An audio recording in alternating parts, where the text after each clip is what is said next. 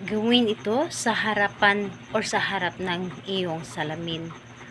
At lahat ng tao ay makakakita sa inyo ay magiging mabait at magiging malapit sila sa inyo. At napakaganda o napakagwapo mo sa kanila. Hello mga guys, kumusta kayo? Panibagong araw, panibagong video na naman tayo. And sa araw na ito, isa na namang video ang aking tuturo sa inyo na simpleng gabay o simpleng pamamaraan na makakatulong sa atin. At bago ang lahat, gusto ko lang mag-disclaimer sa mga taong hindi naniniwala at hindi gusto ang mga kagaya nitong video. Please skip this video and maghanap kayo ng videos na gustong gusto nyo, dahil ang video na ito ay para lamang ito sa mga taong naniniwala and gusto mag-try. Sa lahat po ng mga nagko-comment dito sa aking video dito sa loob ng aking channel, mag-ingat sa lahat ng mga nagre-reply sa inyo na dinadala kayo sa kanilang WhatsApp, Imo app upang makaiwas po tayo sa scam. Ngayon po ituturo ko sa inyo paano sila magiging malapit sa inyo. Yung tipong sobrang anggaan ng loob nila sa inyo na kahit ngayon ka pa lamang nila nakikita.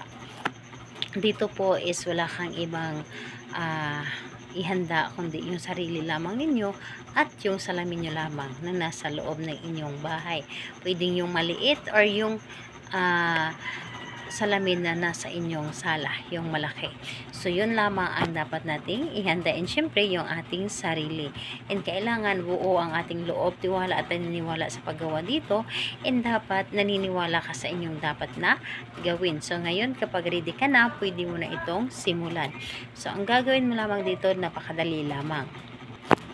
Ang gagawin mo lamang dito is humarap ka sa iyong salamin. Kausapin mo ang iyong sarili or ibulong mo ito sa harap ng salamin. Halimbawa, sabihin mo sa salamin, lahat na makakakita sa akin o sino mang makakakita o sino mang makakaharap ko ay magiging malapit sila sa akin, magiging magaan ang loob nila sa akin.